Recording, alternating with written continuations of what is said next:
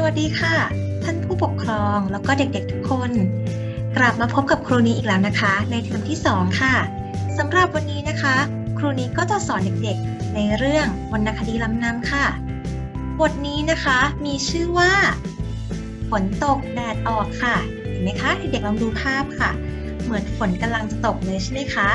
แล้วในภาพก็มีเจ้านกหลายตัวเลยใช่ไหมคะเหมือนจะบินหลบฝนอยู่นั่นเองไปดูเนื้อเรื่องกันเลยนะคะบทนี้นะคะจะเป็นบทอาขยานที่ไว้ท่องเป็นบทหลักของป .1 ด้วยนะคะบทอาขยานก็คือการท่องเหมือนท่องกลอนทำนองสนอนั่นเองนะคะแต่เดี๋ยววันนี้นะคะครูนี้จะมาสอนเด็กๆอ่านตามก่อนนะคะชื่อเรื่องค่ะฝนตกแดดออกฝนตกแดดออกนกกระจอกแปลกใจโผผินบินไปไม่รู้หนทางไปพบมะพร้าวนกหนาวครวญครางพี่มะพร้าวใจกว้างขอพักสักวันฝนตกแดดออกนกกระจอกพักผ่อนพอหายเหนื่อยอ่อนบินจรผายผันขอบใจพี่มะพร้าวถึงคราวช่วยกันน้ำใจผูกพันไม่ลืมบุญคุณนะคะนี่ก็คือเนื้อเรื่องของเรื่องฝนตกแดดออกนั่นเองนะคะพอเราอ่านเนื้อเรื่องแล้วนะคะเด็กๆลองช่วยคุณนิดตอบคำถามหน่อยสิคะว่าในเรื่องนี้มีสัตว์อะไรคะใช่แล้วค่ะเมื่อกี้เราเพิ่งเห็นภาพไปก็คือเจ้านกกระจอกนั่นเองเห็นไหมคะมีหลายตัวเลยนะคะทีนี้มันเกิดอะไรขึ้นคะกับเจ้านกกระจอกถูกต้องเลยค่ะเจ้านกกระจอกเนี่ยมันไปเจอฝนเข้าใช่ไหมคะเด็กๆแล้วมันทำยังไงเอ่ยมันจะบินท่ามกลางสายฝนได้ไหมคะไม่ได้นะคะเจ้านกกระจอกก็เลยไปขอหลบฝนที่ต้นไม้อะไรคะเด็กๆถูกต้องเลยค่ะที่ต้นมะพร้าวนั่นเองนะคะ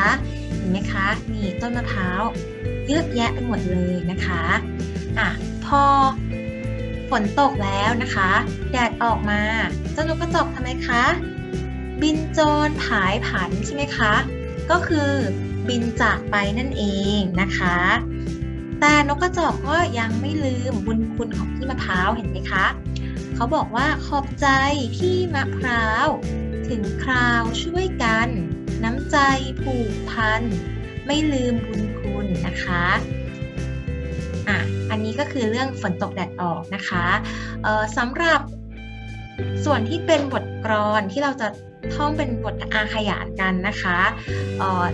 วันนี้ครูนี้ยังไม่ได้ท่องให้ฟังนะคะเด็กๆไว้เดี๋ยวให้เด็กๆไปศึกษาคลิปวิดีโอนะคะจากใน YouTube ก่อนละกันนะคะเก็บไว้เป็นการบ้านก่อนนะคะแล้วเมื่อเราพบกันใน Google Meet นะคะเราค่อยมาฝึกพร้อมๆกันนะคะทีนี้ค่ะในบทนี้นะคะเขาก็จะมีเรื่องการเรียนเสียงธรรมชาตินะคะอย่างเช่นค่ะเสียงฟ้าร้องเด็กๆลองทำเสียงฟ้าร้องพร้อมกันสิคะเป็นเสียงยังไงคะเสียงฟ้าร้องเสียงคลื่นใช่ไหมคะต่อไปเสียงลมพัดเสียงยังไงอาจจะเป็นวิวก็ได้นะคะเสียงน้ำไหลเป็นยังไงเอ่ยเด็กๆลองทำตามลองคิดเอาเองนะคะต่อไปเสียงรถไฟแล่นฉึกฉักก็ได้นะคะปูนก็ได้ต่อไปเสียงไก่ขันยังไงคะเอกก็ได้ใช่ไหมคะต่อไปค่ะเสียงกบร้องอบใช่ไหมคะสุดท้ายค่ะเสียงช้างร้องแบบไหนเอ่ยเด็กๆมักจะบอกว่าเสียงช้างร้องแกรนใช่ไหมคะแต่ในเรื่องนี้ค่ะเจ้าใบบัวไม่ได้ร้องแป แฝนค่ะเด็กๆเด็กจำได้ไหมเอ่ยว่าเจ้าใบบุกใบบัวร้องเสียงยังไงคะนึกออกไหมเอ่ยเทอมที่แล้วเราเรียนกันไปแล้วนะคะมันร้องว่าเอิ๊กกับแอ๊กนั่นเองนะคะ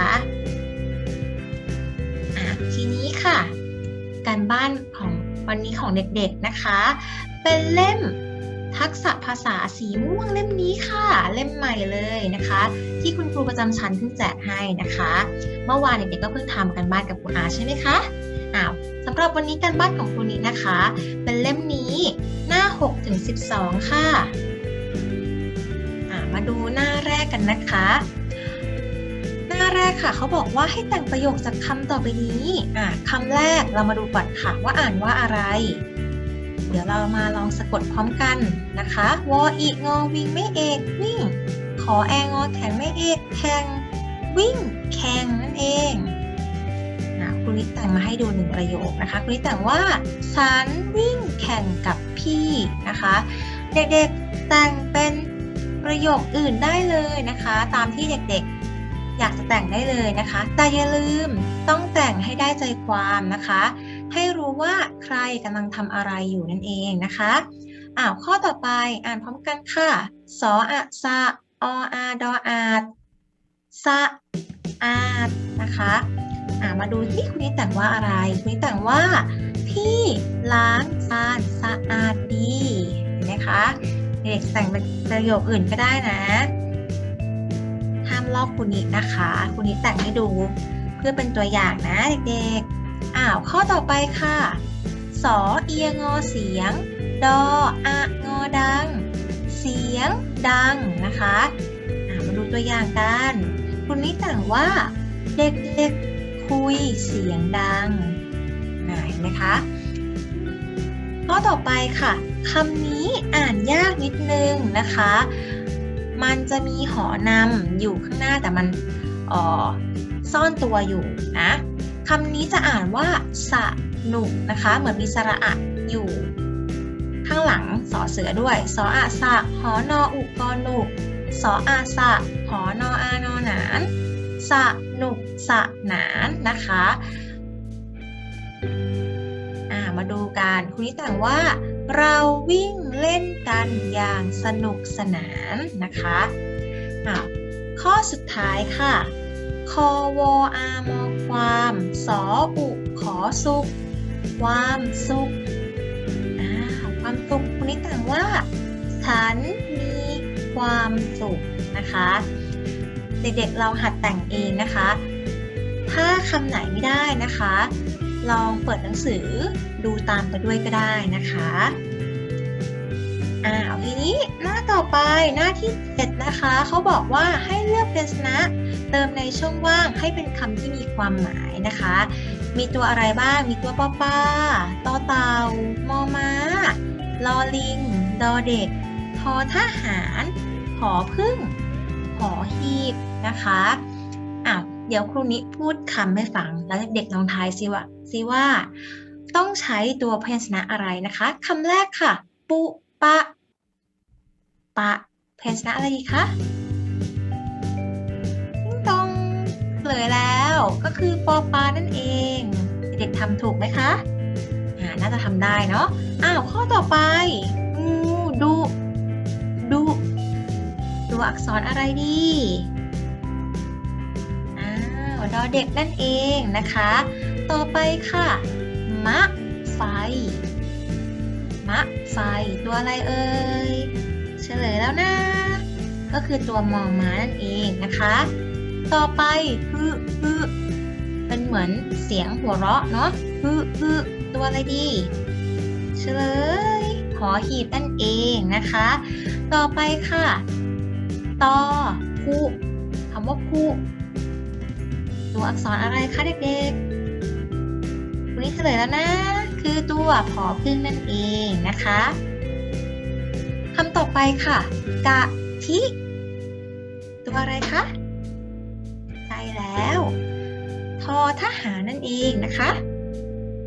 ข้อต่อไปค่ะมะลิคำว่าลิค่ะเด็กๆใช่แล้ว คือตัวลอลิงนั่นเอง และข้อสุดท้ายค่ะเป็นเสียงนะตึตึโอ้เหลือตัวเดียวแล้วก็ต้องเป็นตัวต่อเต่านั่นเองนะคะไม่ยากเลยใช่ไหมคะไปดูที่กันบ้านหน้าต่อไปกันเลยเขาบอกว่าให้คิดคำใส่ในหัวใจตามสระที่กำหนดเรามาดูสระแรกก่อนค่ะเด็กๆสระอะไรคะสระนี้เราเรียนไปแล้วด้วยสระอะไรเอ่ยสระอะนั่นเองสระอะโอ้โหมีเยอะแยะมากมายเลยค่ะเด็กนะคะจะเอาเป็นสระอะแบบที่ไม่มีตัวสะกดหรือมีตัวสะกดก็ได้นะคะอย่างเช่นคุณนี้ยกตัวอย่างคำนี้ค่ะมะระนะคะเด็กๆลองเอาคำอื่นก็ได้นะคะมีเยอะแยะมากมายเลยนะต่อไปสระนี้คือสระอะไรสระอินั่นเองนะคะคุณนี้ยกตัวอย่างคำว่ากินค่ะกออินอกินนะคะเห็นไหมครูนี้ใช้สระอิแบบมีตัวสะกดด้วยนะคะเด็กๆลองหาคำสระอิกันนะคะครูนี้ลืมบอกไปค่ะแต่ขอเป็นคำที่มีความหมายนะคะเด็กๆนะขอเป็นคำที่มีความหมายนะคะ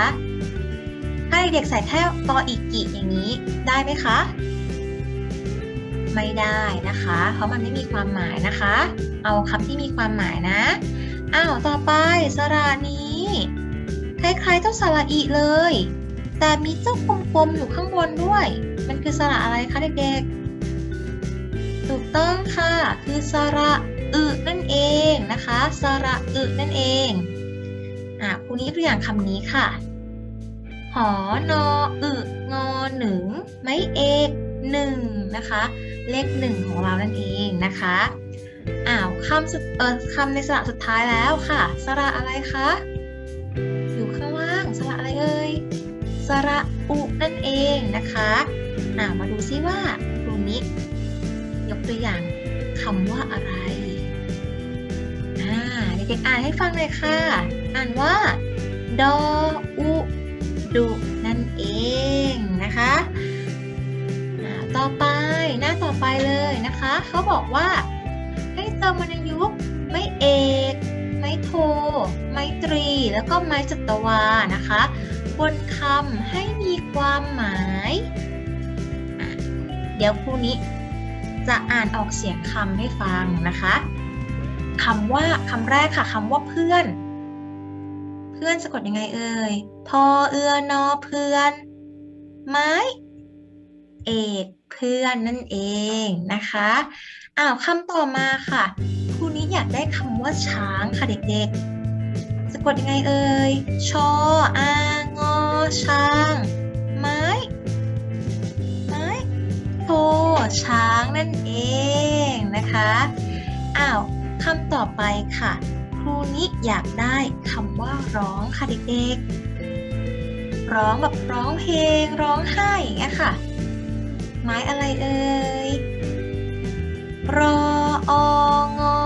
ร้องไม้โทค่ะไม้โทร้องนะคะคำต่อไปค่ะเด็กๆเมื่อกี้เราเพิ่งเจอคำนี้กันมาด้วยคำว่าเล่นค่ะกดยังไงเอ่ยลอเอนอเล่นไม้เอกเล่นนั่นเองนะคะคำต่อไปค่ะคำว่าพ่นค่ะเด็กๆเราเรียนไปแล้วกับครูอาใช่ไหมคะลูกช้างพ่นน้ำใช่ไหมพ่นพอโอนอพ่นไม้เอกค่ะไม้เอกพ่นนะคะต่อไปคำว่าน้ำค่ะเด็กๆน้ำใช้วรรณยุกต์อะไรเอ่ยนออัมนำไม้โทน้ำนั่นเองค่ะทีนี้คำต่อไปค่ะครูนี้เบื่อแล้วไม่อยากได้ไม้เอกกับไม้โทแล้วค่ะเด็กครูนี้อยากเอาเสียงอื่นบ้างครูนี้อยากได้คำว่าจ๊ะค่ะจ๊ะไม้อะไรเอ่ยเรามาผ่านเสียงพร้อมกันนะคะจ๊ะจ๊ะจ๊ะจ๊ะจ๊ะคือเสียง ตรีนั่นเองนะคะไมตรีเหมือนเลข2นะคะส่วนคำสุดท้ายค่ะครูนี้อยากได้คำว่าจ๋าค่ะคำว่าจ๋าเด็กลองผ่านตามนะคะจ๋าจ๋าจ้า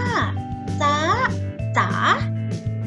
จ๋าคือไม้สัตวานั่นเองนะคะหน้านี้ครูนี้เฉลยให้แล้วนะคะเด็กๆเขียนตามได้เลยนะคะสำหรับหน้าการเติมวรรณยุกต์นะ